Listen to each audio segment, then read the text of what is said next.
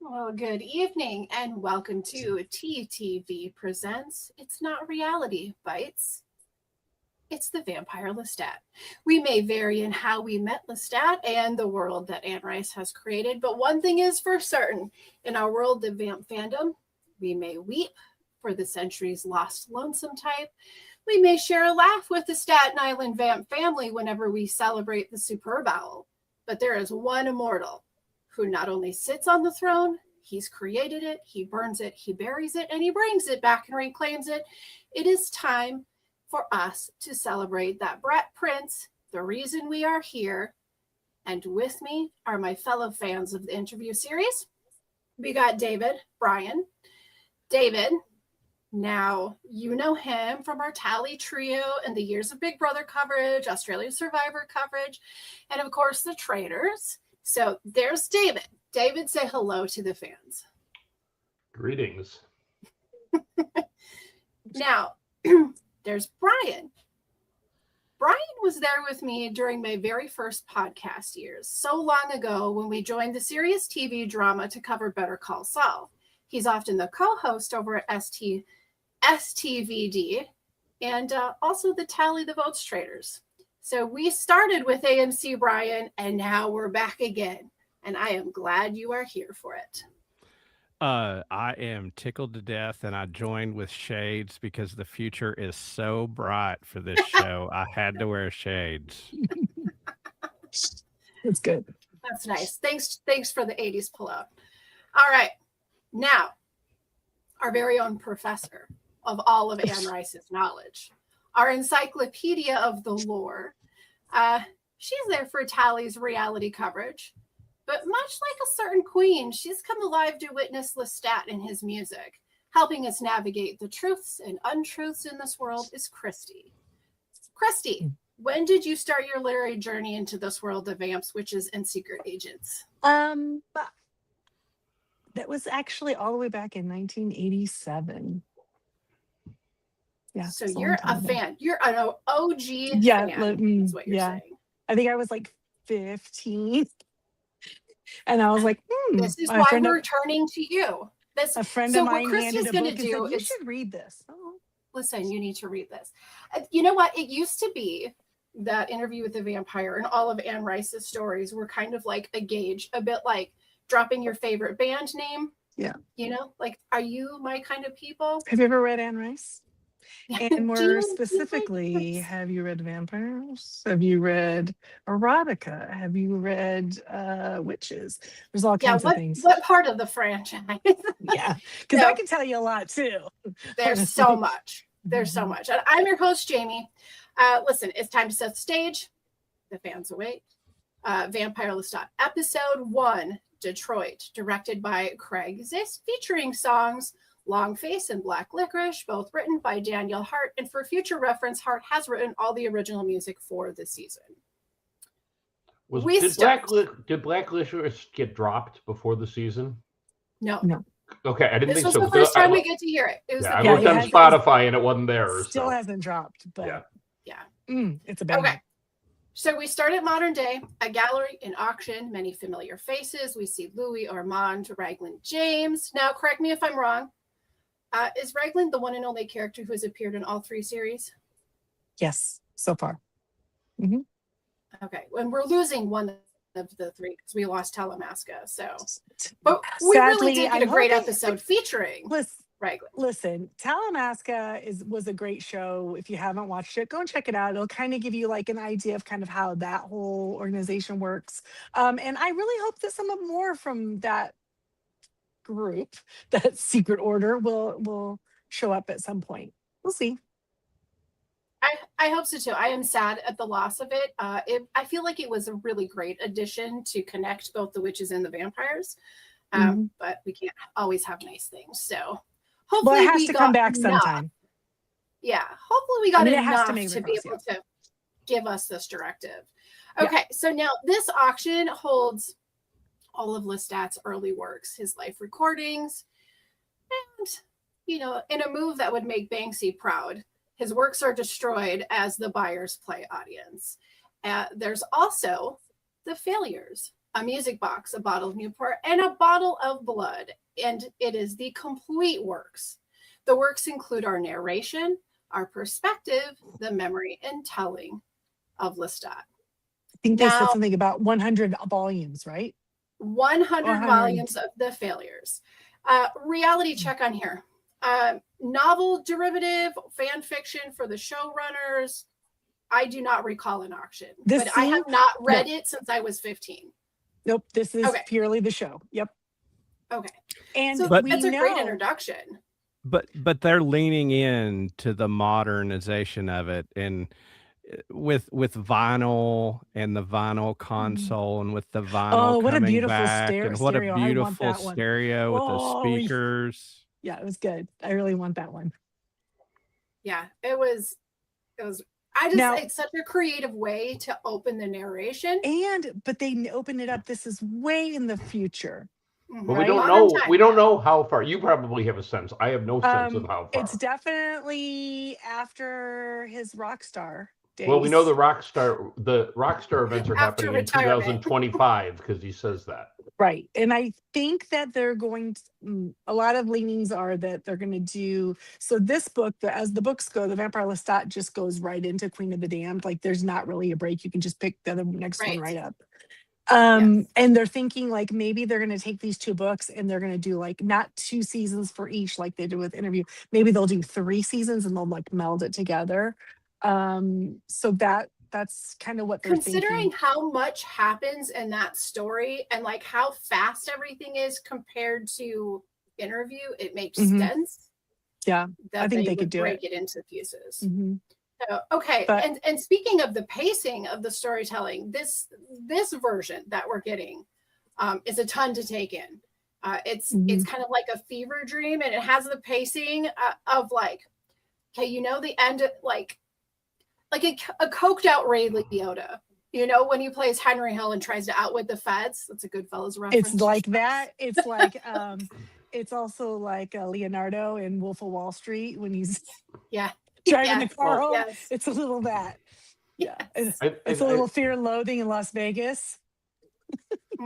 I feel like too, like Interview was paced like Louis's thoughts would be paced, and the way Louis would tell a story. And this is chaotic and jumps around, and like he keeps going, "Oh, I'm not there yet. No, I haven't done that yet." It's like, but that happens later. He's sort of all over the place, and everywhere. So the story is, and that's pretty cool, I think. Yeah, and I mean, it lends itself well to the mania of debauchery, right? But you know, the state of mind that he's in, right? The state of mind is that like he is on the biggest revenge tour of his life. And it is so ramped up with like all of his emotions and stuff, because someone else put his image out there and told his story, and he's like, no, excuse me, that is not what happened. I'm going to show you what happened. So this is the real story. So this is like the very first time, really. I mean, we got Lestat a little bit at the very end of the last season when Louis goes and sees him in New Orleans, excuse me. And they're having the hurricane. Right there, we see him. Every other Lestat before now was seen through someone. It was either Armand remembering him or Louis remembering him. Even that was Louis remembering him. That technically, yes. Still Louis' story, right? Technically, yes. So this is like our first time seeing the Brat Prince. And this version of him is more likable than he was in Interview, and the story being told from his point of view is very dynamic and very energized, and it sort of sets the pace that just goes and goes through this whole episode. You know, in every couple. It's because Lestat is giving you something. When the story comes from his point of view, he is giving you something. When it comes from Louis's point of view, he is taking something away from you. I think that Lestat is absolutely the extrovert and Louis was the introvert. Yeah, and, definitely. Right? Of the two, Louis was smooth jazz and a fine brandy. You know what I mean? And Lestat was like, let me chug that whole thing and then smash it on the ground. And now what are we gonna do? You know, whoa, calm down, Lestat. I think there's also an aspect to you're always the good guy in your own story. Absolutely. So Louis is the put upon person who's having bad things happen to him in interview, and from his point of view, Lestat is the misunderstood, you know. But also remember, Armand had messed with his brain so much that we don't even know if what he was remembering of Lestat when he was telling him was really his memory, or was that what Armand wanted him to seem like? So it's jealousy. Well, all around. Here's what we do know. This is what we do know for sure at this point. Okay, we know that Lestat has joined his flat neighbor's band, Satan's Night Out. The band consists of Larry, Alex, Salamander, and TC. And if you don't recognize Larry, that's Noah Reed. You might recall him from a little hit called Schitt's Creek. And he also has a manager whose name is Christine. She's trying to set a career pace for herself. Poor Christine. She's got work cut out for her. She's got a lot of work to do. And there's a body double named Jarda, who's a bricklayer from the Czech Republic. I bet he's going to be important later. He is living his best life, isn't he? Right now, until he's probably not. Honestly, it's probably not going to end well for him. I'm just guessing. Well, how much shorter did he say he was? He's shorter than. 3 inches. Oh yeah, That's why he always has to be sitting somewhere like Apple. 3 inches. No, he didn't say if he was talking about the immortal erection at the moment, but. No. Okay. So this is funny. This is kind of a shout out to the book readers, because if in the Vampire Lestat, when he's talking about himself, he talks about how he's 6 foot, and that's very tall for his time period. Like that was very tall in his day. And so the idea that they got a body double for him and it's not as tall as him is just exactly one of those petty things that he would let you know, because, you know, so petty, and I love it. That is one thing I have to say. In one episode, we have received so many Easter eggs into so many. I mean, like things that we've missed completely over the last 2 seasons. So it's good to catch up on some of these little things. Now, Lestat has decided that, though most of humanity has moved on from vampires, that he would hire an eager Pulitzer-winning Daniel Malloy, 2 Pulitzer winning, by the way, to direct a documentary. Yet another unreliable perspective of the story. Lestat disputes Louis' truth and gives him the platform that he needs to be heard. But the truth is, as Lestat says it, I'm vain, I am shallow, and I fear an empty seat. But Daniel wants to search further into that truth beyond the fragile egos of both of his memoir subjects. So there's this like argument back and forth, but it sounds like Lestat did in fact hire Daniel, right? Like this wasn't Daniel's idea. He was on board for it, but he was hired. But he never told Daniel he was hired. Daniel found out because he said at one point, he said, you know, I was told you asked for me. Well, Lestat's like, well. Well, that's a Lestat thing though. Yeah. If Louis had you, then I am definitely going to have you. You know what I mean? Well, I think he says something to the tunes of who better to refute the story of Louis than the man who told the story and telling my story. The first time. Yep. Right. Yeah. Exactly. Okay. So now Daniel doesn't actually do the book in the book form, but in this, and I love this turn because this means we get more Daniel, and I didn't know if we were going to, so I'm so glad. And I am so grateful for it too, because honestly, I think he is one of my favorite characters. Oh, and I love him as a vampire because that little aspect of fear is gone, and he just says what he wants. He just lets it rip. Now he's got even. Did you stutter as a child? Right in the hallway, you know.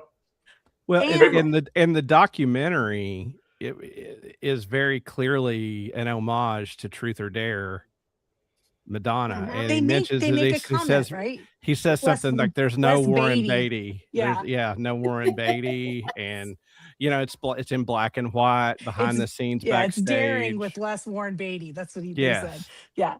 It's like that. It's really funny. So Lestat spends 2 evenings in Detroit, and he's going to show us Never why. do that. Why that's one Don't night ever too do many. While in the midst of a breakdown during the bridge of Black Licorice, he has his first of many self-realizations. It is he who is in fact holding the band back from greatness. He finds a bit of truth, and then he finds Baby Jinx, his newest loyal groupie, who, in an ecstasy-riddled blood overdose, plays prophet to Lestat and speaks of his death. Wait, did you see how many pills Yeah. she had in her tongue? Yeah. That was a lot ton. of drugs. That was a lot of was a drugs. ton. Kids, Okay. don't do this at home. It was a lot. Now, I do know that Baby Jinx is in the book, but I know she's a lot younger in the book. So they kind of did the same thing they did with Claudia. They amped that age. She's way actually a member of the Fang Gang. Yes. Yeah, and she was what, like 14 or something in the books? Like she was young. So Yeah. as the times change and we know better, we do better. And I don't know. I thought this was perfect casting. She was as cute as can be. now we got ourselves a 20-year-old version of her. She reminded me of Mira Sorvino in American Beauty. She was like channeling that sort of look. Oh, okay. Yeah, okay. Yeah, she was partying down. No doubt about it. It did give me one of my favorite moments of the entire episode, which was the who's had an overdose? Like which one of had you? an overdose? Yeah, Which one of you? And they both just like slowly. Yeah. Okay. But that was Maybe so a few. genius because they didn't have to write it like that. It made it funnier. Which one of you? As if one had and one hadn't. If you would have said as anyone, it wouldn't have been funny. Yeah, and we do get a lot in this in that whole all of the party scenes. We get so much goofy self-reflection.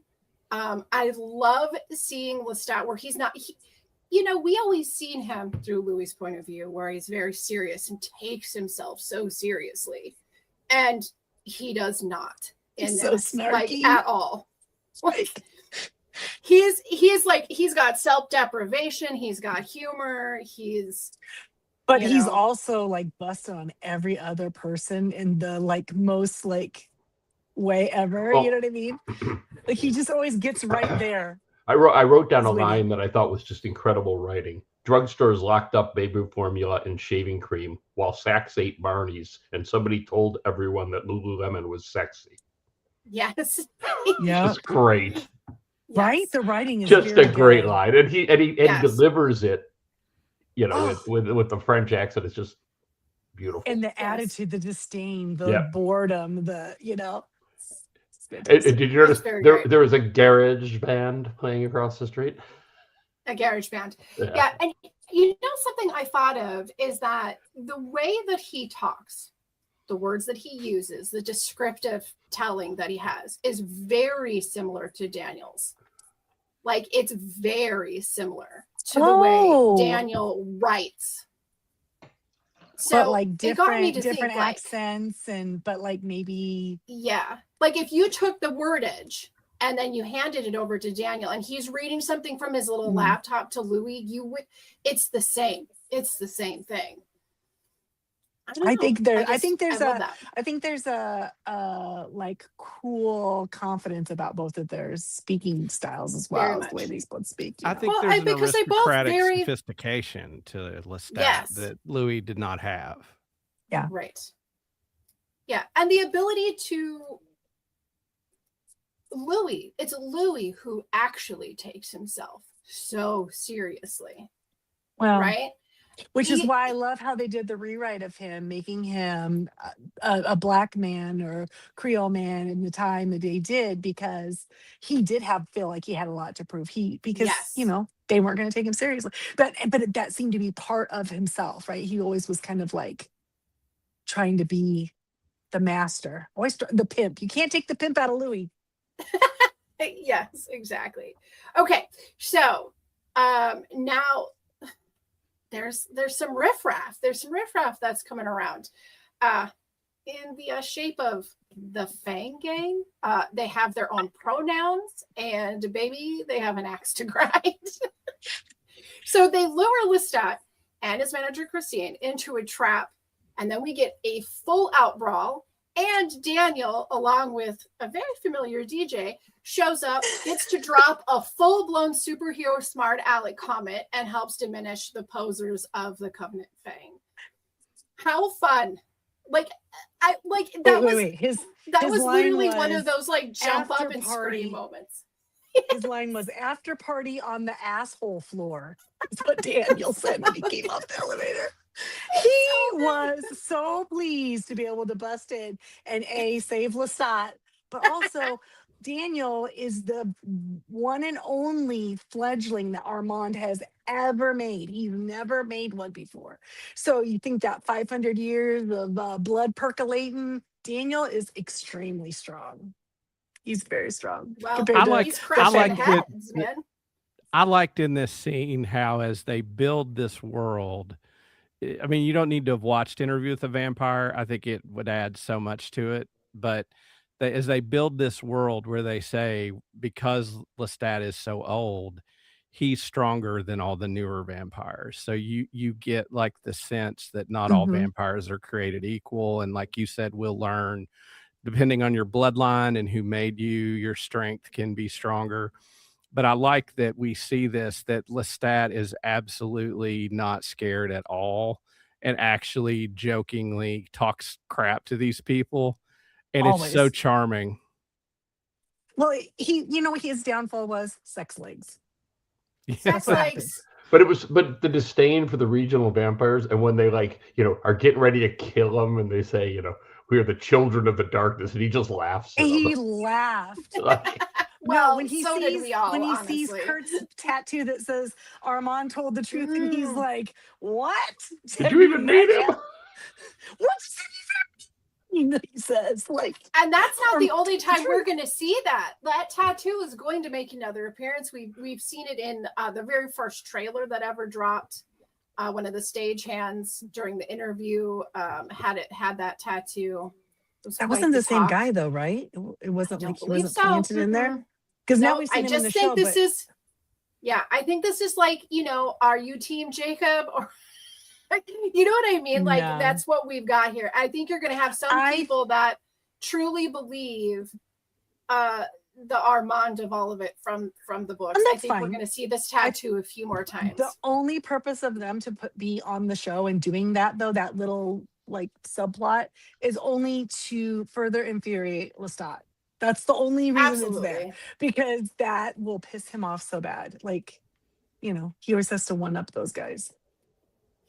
I could hear Santiago, I can understand, but Armand is like the beigest pillow.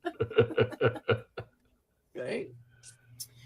Okay, so let's see here. I need to see where else we're at, because there's not a whole lot left to the episode, actually. We're going to jump back. So we're going to be jumping back through. So throughout the episode, we see that he is texting somebody simply titled as you in his phone. We have a very early portion in this episode where we have the FaceTime between he and Louis. So that is kind of... He's playing him his new song. Yeah, it's nice. It's nice. It's nice. Don't be a it expressed exactly what I intended to say. Don't be a bitch about it. Don't be a bitch about it. Well, this conversation between he and Louis leads to the reveal of Daniel's book. So one could assume that the text chat may have been Louis, but given Lestat's absolute meltdown over the book's mistruth and one of the best montages I've ever seen, maybe we should have known that it wasn't Louis. In fact, it's not he, but a she, and she is Gabriella. Okay, so can we talk about his purchasing of the book, the waiting in line for it? My God. Let's talk about the Canadian book snobs. And they're talking about in Montreal. They're talking about how much they like Armand. She'd gone to the Louvre and had her picture taken with his painting, and she's all like, I would smash Bosch, whatever she's. Lestat should have died on Royal Street. 100%. They say that. Okay, but yeah, and the guy's just like no look on his face. He's just sipping out of his latte or whatever. The moment that right here, Lestat did the biggest impersonation of my husband I've ever seen when he snaps at the, would you like to be a member of our club? No, I would not. That right there. He's always like, no, you're not in that moment, I felt like Lestat was speaking for all of us. Yes. Why do I have to give you my email just because I want to buy something? It's just, God. Well, the whole running through the whole show, this first episode, is disdain of the hipster culture of let's get the Armand tattoo because that's the cool thing to do, or let's name our little Detroit Coven a cool name, and let's have our indie bookstore. And yeah, his disdain of all of it is just delicious through the whole episode. Even the guy who walks up to him and tries to get him to autograph the book, and he says, "I know you're real," and his response is, "Good, now go make some friends." No, go make a friend. Yeah, that was great in the back alley. No one ever catches him off guard. It's almost as if someone's written his lines. He's just perfect every time. He just knows what to say. No, Sam is amazing. He's killing it as Lestat. I also think finish your thought, Kristen. No, I was just to say, and he even looks different, just like the way he's carrying it. Like he's really transformed, and he's done a lot of vocal work and a lot of stuff. So, little clap for Sam because wow, he really is. Because like if you watched any of the after show, he's totally different. It's not like he's playing himself. Right. I mean, it's amazing. I think he's rather shy, actually. Yeah. Then he can turn on that charisma and that magnetism because he doesn't really. That's not him when he's sitting there talking. So I think he's much more the newsreader than he is Vampire Lestat, but he is killing it. So, Christy, I want to ask you a question about the band. Yeah. In the book, is the band is called the Vampire Lestat, right? Well, he makes a mention of that in the show, like that. It's not him. Like the band collectively is called that. He named the band after himself. They were Satan's Night Out. That's direct from the book. All the characters from the band are right from the book. TC stands for Tough Cookie. She's a big fan favorite. The drummer. Salamander was a groupie. Except for Salamander, right? Yeah, he was a groupie. Yeah, okay. But now he's part of the band, and he is very dumb. But as soon as they joined, and it's really Larry that catches them and was like, that was really that was really great. Then he of course names it after himself because what else would he name it? It's the best name, right? So when he goes in and joins the band, plays the chord and breaks the guitar, and then when he gets done with the whole thing, he turns to Salamander and says, "More frequent showers," and turns and walks out. Well, that's something I wanted to touch on. Being a fledgling musician and guitar player, I love that whoever is advising this show actually is being accurate. And there were two minor details. The G and F? A G sus minor chord. Yeah, that's beyond the normal cowboy chord the person who sits at home and strums. And the guitar he breaks, he says, "Sorry about the Squire." And Squire is sort of the economy line of Fender instruments, which I'm sure an aspiring young poor punk band would probably start out with the Squire. And I can show you right over my left shoulder a Squire Jazzmaster that I have that Jamie and her husband helped playtest for me at a guitar store in Missouri before I bought it. Because I wanted to try it out to see if I liked it before I thought maybe eventually I'll buy the more expensive one. Mm-hmm. But I thought that was a nice touch to shout out the punk aesthetic of a poor young, garage band. They're gonna probably get the best. Yeah, they're not going to have like a $3,000 Jazzmaster. Mm-hmm. They're going to have like the $500 Squire. And so I thought that the music in this show and whoever's minding it's doing a really good job. All of the things you just said, but also I really loved the surprise of how quickly he was like, "Oh, I'm really sorry for breaking this. I'll make sure to replace it." Like just he's a gentleman. Right. It's the reminder of like, okay, there's a reason why people are drawn to him. And it's these kinds of things. It's the human connection, because as far away from being human as he wants to think he is, he's still incredible. And don't forget, he also says, and replace the door. The front door, yeah. And they sort of looked at each other like... It's just breaking everything to get in there. In the Louis stories, right? Lestat's a different kind of a person, right? Yeah. Louis would have just gone in there and killed them all. Yes. And been very manipulative if one was still around. Okay, what does he do to the tenor? Right? He's off key and he plays with him and then kills him. He didn't go over there and kill Larry for that in the right chord. But you're hurting her.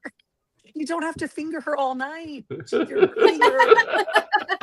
Which was fantastic. While we contemplate this fingering, we're going to take a 5 to 8 second break for a commercial, and then we will be right back.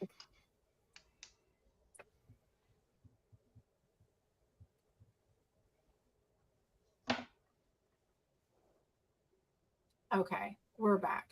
You done yet? Are you done yet? Okay, what else? What else? Is there anything else that we want to circle back into as far as scenes, quotes, any of the madness? Well, yeah, I mean, I think we've got to talk about the scene with Gabrielle. Because because through the whole episode we have this running, did you stutter as a child? Did you stutter as a child? Did you stutter as a child? She shows up, he's instantly stuttering. And I thought that was super cool.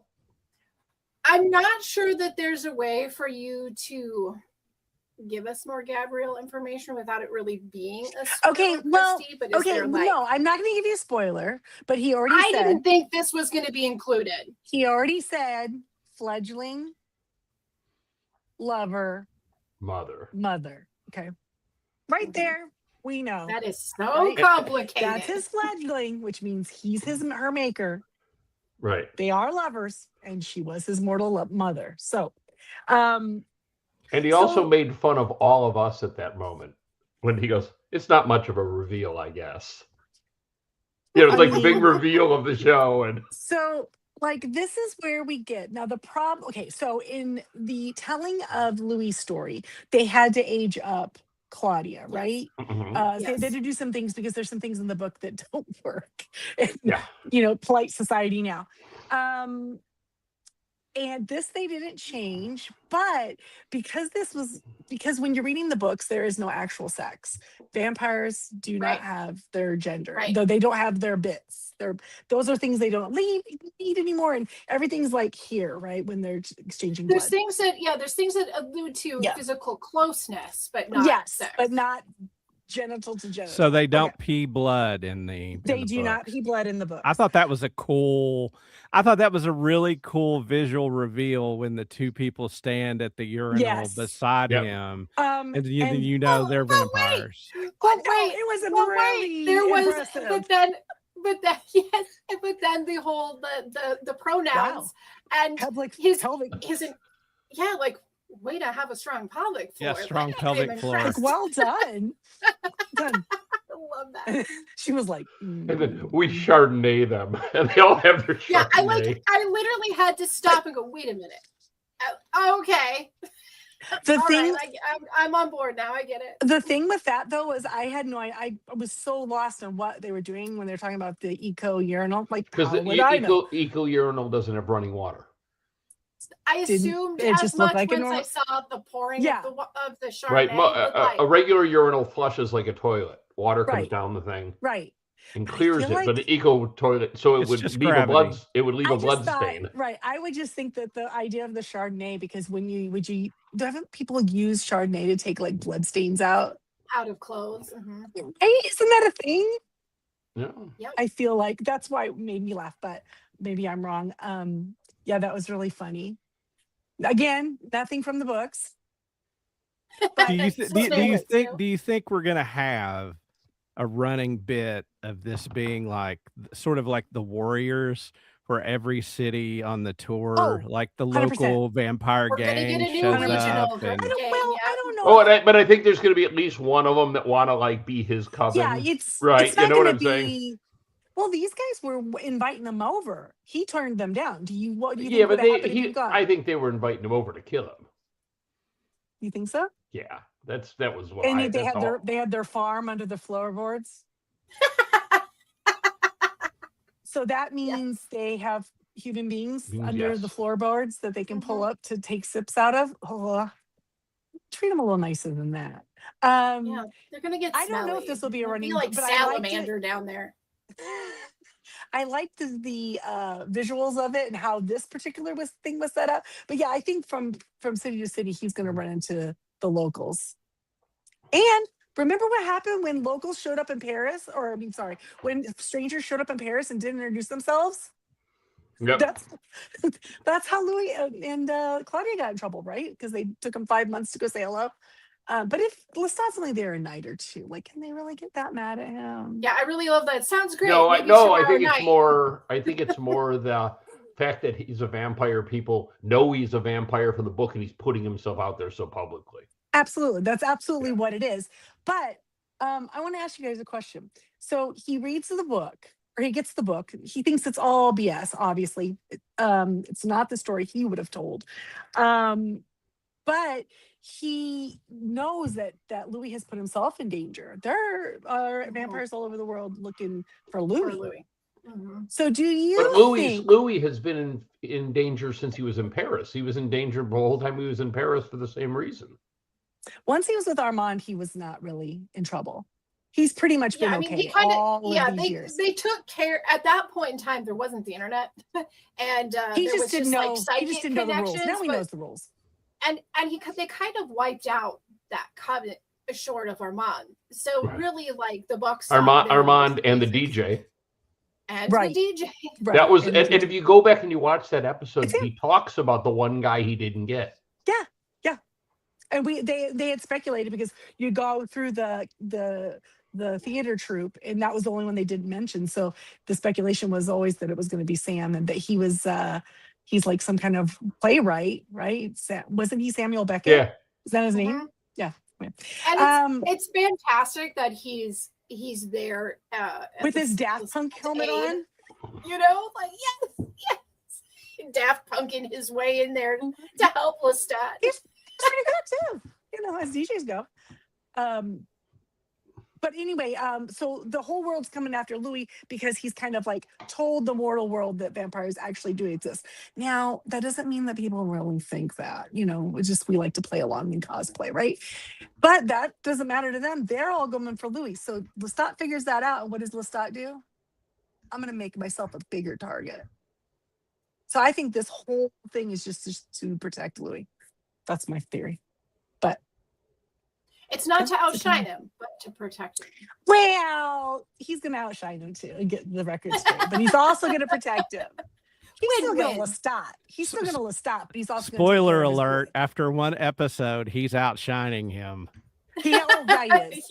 Yeah, he is. Yes, he is. I mean, we love Jacob Anderson. He's amazing as well, but he's no Lestat. Louis is the person you'd sit at home and read books with. Lestat's going to take you out and party. So Gabrielle, I was going to say, yes. So obviously he makes her. In the book, they are very close.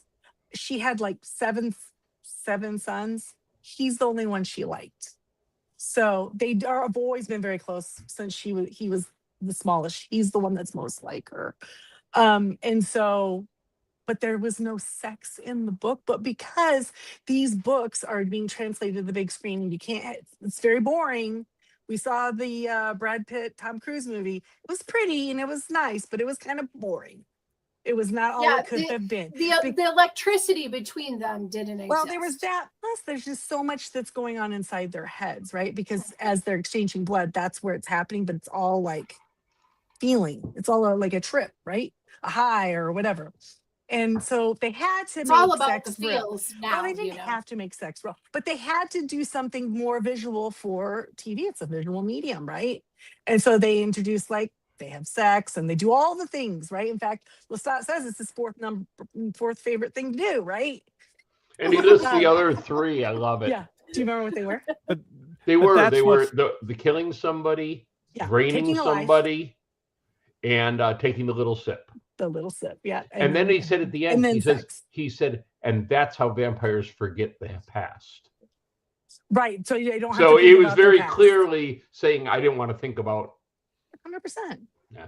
He's People disassociated. use He's like, sex to do that too. Absolutely. Humans, but that's long been what used as a. That's what I thought so great about how economically they built this world and its rules and told you the rules and why he is the way he is. I mean, that's why I say if you're on the fence about watching this or not, this show does a great job of not giving you exposition that sounds like, hey, we're telling you this because you're dumb. It gives you exposition that's like, hey, look, this is really fun, and I'm going to tell you that vampires have sex, and here's why, and and here's the rules in cities, and it builds all this out in one episode, which is really amazing. Yeah. So I'm really not sure if him and Gabrielle are going to have sex. I kind of hope not, because I don't know what the fans will think of that. But what I remember of Anne Rice, and I read the first two books and quit a long time ago. Anne Rice loves the taboos and loved breaking taboos. And, so there's always going to be a little bit of, Lannister love or something. Well, yeah, it a wouldn't little be the creepy. First series that's done it. No. Yeah. No. And I feel like at least it's not boring, right? It's giving us something to talk about. These guys are kind of crazy. Vampires don't follow the rules. They're not mortals. They can do whatever they want. When our shame doesn't apply to them anymore, right? Yeah, their consequences are very different than that of what a human's natural consequences are going to be. Right, because there's some crossover there, but she made him, but he made her. So who's worse? I mean, I don't know, right? That sounds like an AC/DC song. He made you. Yeah, right. But because she's no longer mortal; she's a human. I mean, she's I think part of what the writers did. I mean, look, like the Lestat is sort of like indie sleaze, and there's a sex appeal to that, and there's this dirty current underneath, like a lot of the best rock and roll.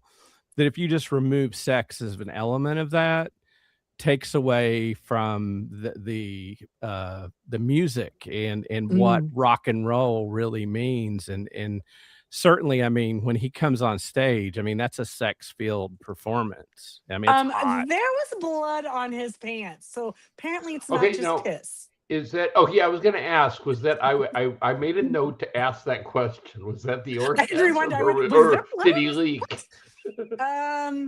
Yeah, I'm gonna guess he really did come. So good for him. He was telling us. He gave us fair warning. He did say. He did say on repeat a few times. The Jim Morrison of him, right? On stage there, like just channeling him. Yeah, very much. Those green pants. Okay. Anyway, sorry. So I was distracted. That was a great dance. I have two things that I want to touch on before we wrap all of this up. One is the fact that they gave us this very fast list in his storytelling of the is it true, is it not true, is that we held on to for the last 2 years. I love it because it was Daniel a constant debate in the fandom. And here we are in like 3 seconds, and Lestat is all like, nope. Like, nope, impossible. Yes. I was buried underground. So I thought that was brilliant. I thought it was a really hilarious joke to the fandom that you guys put so many hours into. And we're just going to just bust out the answers right there. Like, I really enjoyed that. Now, my final thing here is it's a question in earnest. Yeah. We've had a couple songs that have dropped since the release of the very first trailer. Have loved them all. Mm-hmm. What are your actual critic statements for Black Licorice? The first hear of it, when I first heard it, I was like, then because I've now watched it 3 times, the third time I was like, I'm kind of vibing on it now. It's You supposed start to. growing on you. It really did. I kind of like it a lot. Honestly. And this is supposed to be inspired by the first kill he made after the hurricane, right? After Louis came back. Okay. Yes. So he's feeling optimistic again. I want to know what the black licorice of it is. I mean, okay, like, well, he's not very cryptic because I don't know. I'm fairly certain Butterscotch Bitch is Louis, right? Yeah. Like, I don't know. I feel that's Bowie. Come on, man. That's a Bowie much, reference.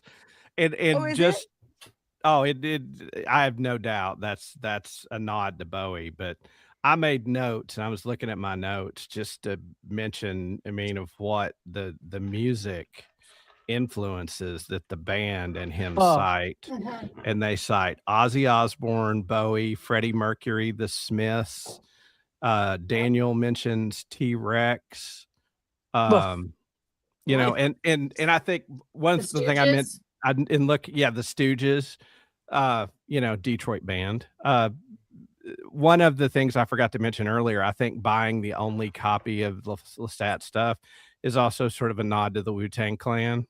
You know, the Wu-Tang album that the billionaire bought. It was like Banksy and Wu-Tang all in one auction. Exactly, like burn one, buy one. And did you like that he called Prince Rogers? Yes, he I called did like Freddie that. Mercury Freddie. Right. So he called the other ones by 2 names, right? And then with Prince, he by said one name. Prince. That's great. Yeah, I thought that was great. He even takes a mention of Taylor Swift. You know, when he sits down at the piano, it's my era now. Yes, it's my era now. Yeah, I thought it was really the Post Malone. That's another one we got. Jelly Post Malone and Jelly Roll. They were what do you say? Tattoo Face Palooza. Face Tattoo Palooza. Tattoo Face Palooza. So I really like the idea that this is happening in our world. You know, I like that running through there. The real and unreal. Yeah, absolutely. I mean, I have to say that when I read this, like I said, I was like 15, 16 years old, which would have been early 90s. So any like modern references that were happening in the story were already a few years behind where, you know what I mean? So having this all at modern right now, getting the pop culture of it is really interesting. There was so many pop culture references in 40 minutes. I don't remember in that book there actually being, I mean, it came out in the 80s. Not like as far as specific names. No. Right. We knew in the 80s, we really knew what rock was. And I think he was that kind of rock band. Yes. When they made the Queen of the Dam in the 90s, they made it all very alt rock, like heavy rock, right? It was all Korn and that was great for that time. You know what I mean? But this is different. This is kind of like that Butterscotch Bitch sounds to me like Imagine Dragons, kind of. Yeah. Like, I don't know. There's some weird things in some of the songs. It's interesting because rock doesn't really have a definitive sound at the moment. No, it doesn't. You know what I'm saying? Where there's not grunge, there's not the 80s schlock, there's not the the 70s. There's no hair band. There's not power ballads. You know, there's none of that going on. So it gives them an opportunity to really take from whatever they want and use it. I feel like people are hungry for it, though, right? Come on, give us some good rock again. I mean, I was reminded of his performance, and Jamie, I think I'm gonna hit your spot here. I mean, like probably the closest analog to him right now is Youngblood, and Youngblood has become really big and popular. And Youngblood is, dark hair, shirt off, pretty well built. I'm gonna guess if he and Lestat met each other, they'd be fast friends, and I think Lestat would glamour him. Lestat wouldn't like him and kill him. I think he'd turn him. I think he'd turn him too. He'd turn him. He'd want some of that. So he'd be like, I really want some Youngblood. Yes, he does. You know what I'm waiting. I'm waiting. The Vampire Lestat with Youngblood. That's funny. I'm waiting for them to say like, "This isn't the first time," to throw out like somebody from the '60s who was a vampire that no one knew. I just think that would be a cool throwaway line if they did it. It would happen before, you know. Remember in the Sookie Stackhouse vampire books, that was Elvis. Elvis had become a vampire. Yeah. I think some things to look forward to that in my mind I played out were like running into the burned out like older rock manager and the older rock stars that kind of are dismissive of him, and you know, bouncing up against the establishment of the music, like the music critics who are assholes. I think there's a lot to play with to take the piss out of the old music industry and what it did to destroy music in the state music's in now. Because they just like anything, they want to force feed us whatever's the cheapest for them to make. Yes. And this is the thing I thought about his epiphany in the bridge is that it was like, it really was about like the music and the band and him being true, and what was holding him back was him, and they could be something better and great. And he the way wasn't they filmed cynical that, where about it was the like band. vibrating, it was amazing. The filming. Oh yeah. His line was great. It was I who had been adequate. Yeah. Isn't that hard for somebody to admit in any situation, that it's you, not the people around you, that are holding back the success? Well, because this entire thing is like his singular vision, right? Right, but to like put that out publicly, that it was my, you know, he could have said, well, the band just didn't get it, you know. Well, when you name your retrospective view the failures, I mean that's pretty ballsy. But it's not just going to be at this point. That's not going to be just about his music. This is about his fledglings. Nikki and then Lestat. Well, no, they mentioned him. He's already been mentioned. So that's you know, his own mother, Claudia. You know, in Lestat's mind, has he had a successful fledgling? You know, maybe those were all his failures too, or he failed them, or his failures with them probably is what he's going to say. So. Well, can I ask my final question? Yes, get the final question before we wrap it up. We're going to let Brian have the last question. I got something I got to raise. Oh, okay. Well, but I want to ask this question. My expectation of this, I'm sure, was different than each of yours. I was like, I liked Interview with a Vampire. I thought a lot of it was really great. Super interesting. And it's interesting, and it built a mythology. I went into this like open-minded, like, wonder what this is going to be. And, you know, whenever you incorporate music into something, it can just be a shit sandwich. Oh, yeah. Sometimes it can be super hokey. Sometimes it can be this, and sometimes it can be this could have gone that way. Cringy. You know, and it could be cringy. Based on what I thought this would be and my expectations, this absolutely shattered any expectations I had for this. And you know, if you want to email us, you can email us and tell us that I'm a fool. I think this is the best episode of anything in this universe I've ever seen. It was vibrant. It was pulsing. And by the end of it, I was like, that rocked. And I loved it. It was funny. It was compelling. It was emotional. It had everything you want out of like just this delicious meal. Except it was too short. I wanted more. Well, but that's a sign that it's good, right? Yeah. So that was my expectation and my experience. And you're much more in this universe, so I could see you saying, "I like this, but I didn't like that." Or what were your all's takes about going into this? What you expected and what you came out of it with? You've not read the book, you said? Oh, I did read the book, but like in 1989. Okay, so we've all read the book then. Okay. Well, I only read the first one. I've not read Vampire Lestat. Oh, really? So for many readers in the series, a lot of people say that Vampire Lestat is their favorite of the series because of how this tonal shift, and you get the real Lestat and you go, oh, wait a minute. this guy I hated for an entire, now I love him. That's cool. And so I had very high hopes because I knew what they'd done. If they could just kind of do what they did there.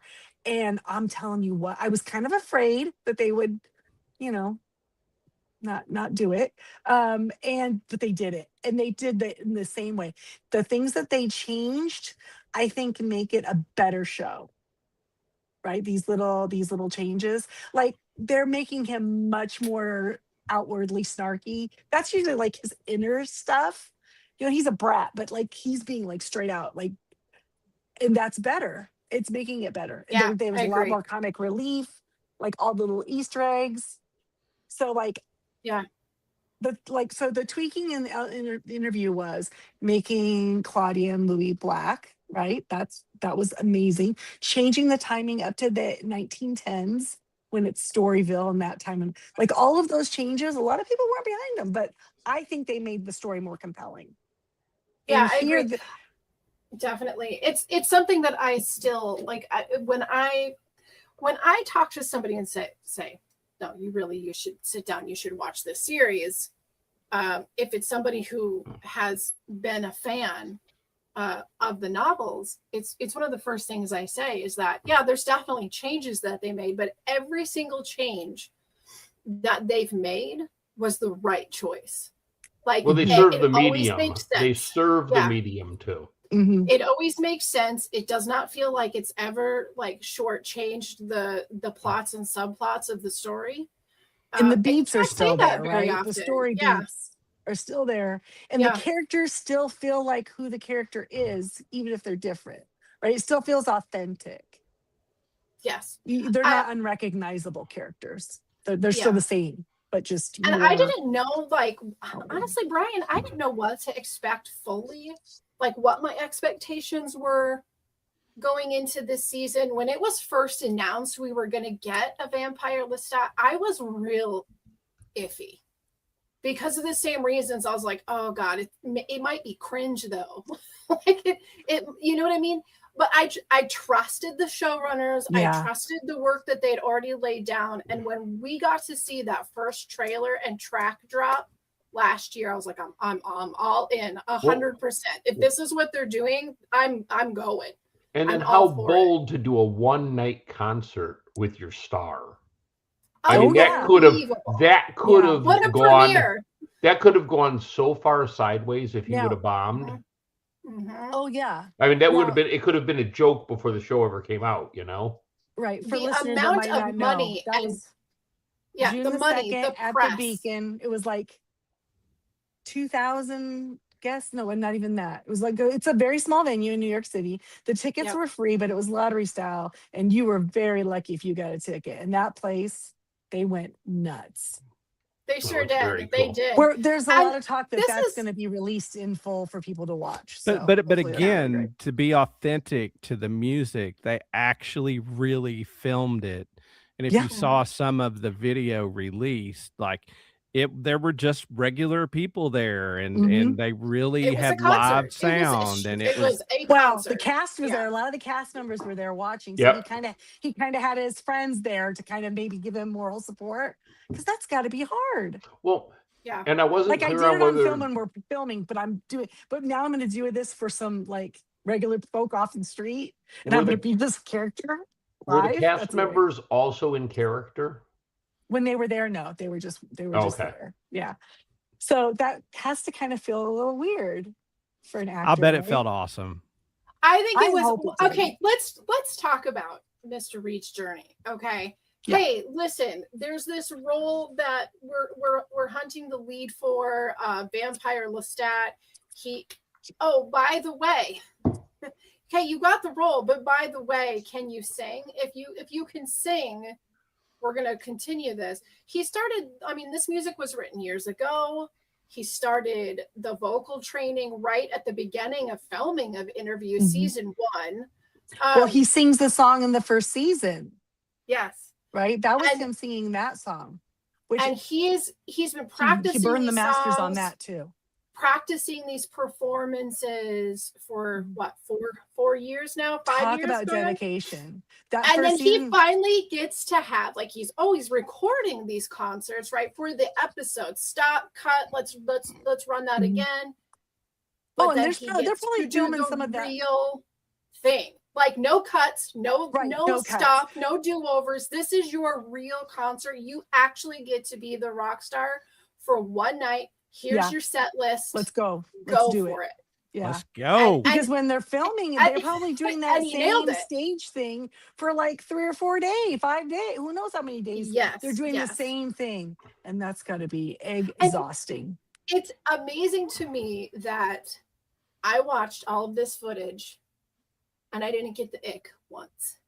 No. I was like, oh my God, what if he does something that I get the ick? Oh my God, what if this ruins everything I have in my head? And no, it didn't. The idea that they worked the violin into Black Licorice, so good, right? Yes.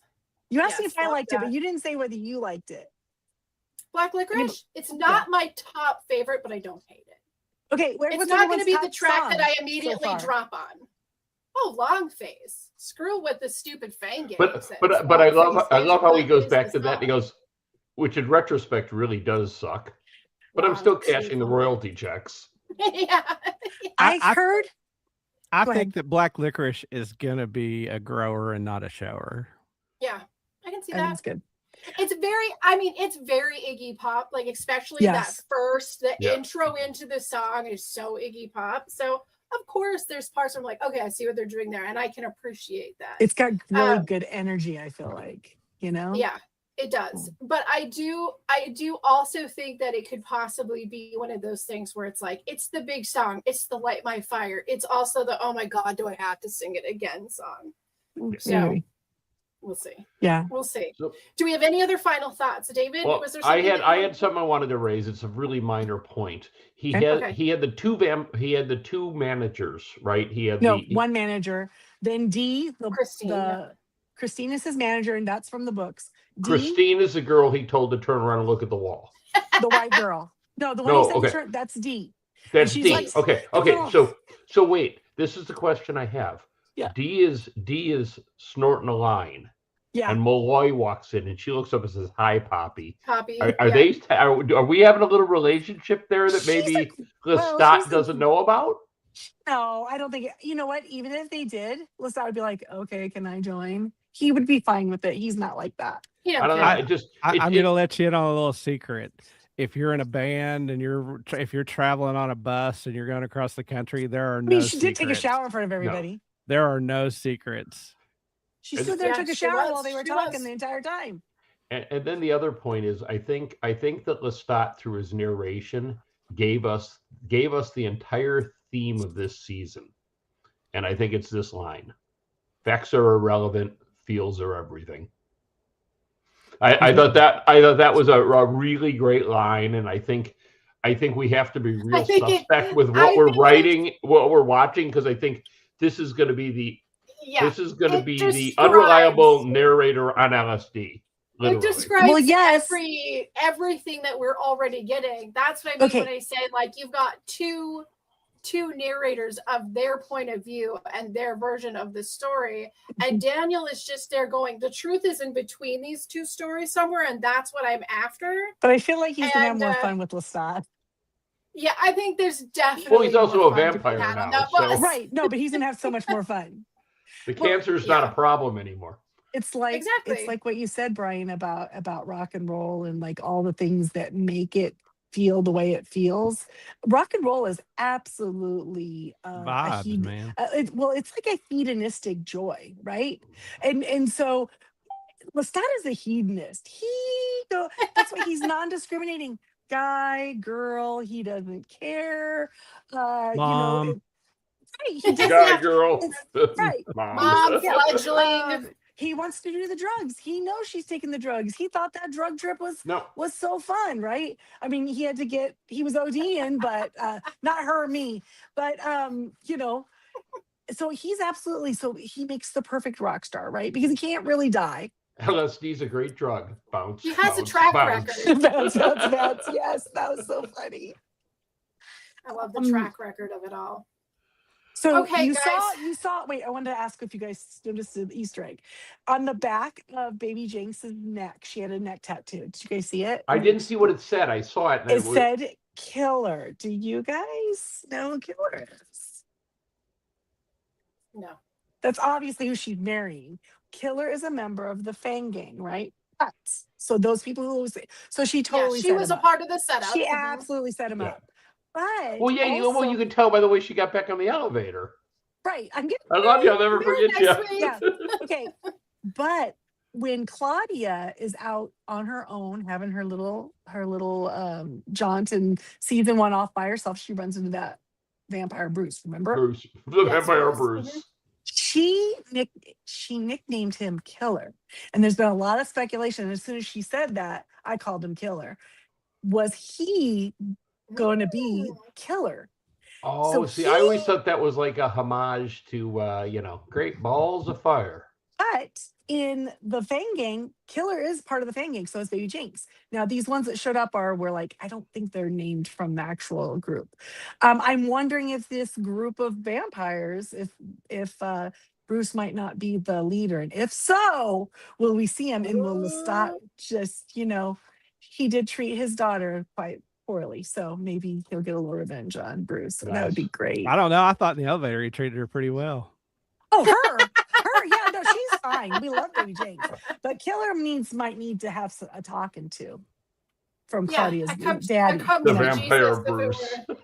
The vampire Bruce. Bruce, because that's what they lied and said their creators. That's what they lied and said the creator's name was when they went into the theater, the vampire. Right? They said their creator was Bruce. Mm-hmm. Oh, in the book. No, in the movie, in the show, because they didn't. It was the only other vampire they knew. Yes, that was the only other one she knew. But also, when she says that, she says he's from Copenhagen, and Santiago had come from Copenhagen. So then there's speculation that Santiago was made by Bruce also. But I got this kick out of Santiago, same maker or something. And the vampire Bruce said, I'm not buying this. Well, is he Scottish? So anyway, maybe we might see him. So that's something we could be on the lookout for. All right, on the lookout for Bruce. He hasn't been dealt with. You know what? There's a really great story about 3 men on the ocean looking out for Bruce, and that one didn't let me down. So it was pretty bloody. Maybe this one will be too. Okay, guys, as delicious as it would be to continue the conversation, we do need to save some for the second course, which is going to be next week, Monday night. When we're in Toledo. We're in Toledo. And if you have any feedback or yummy bits that you'd like to share us, questions, send us an email. You can send us an email or questions.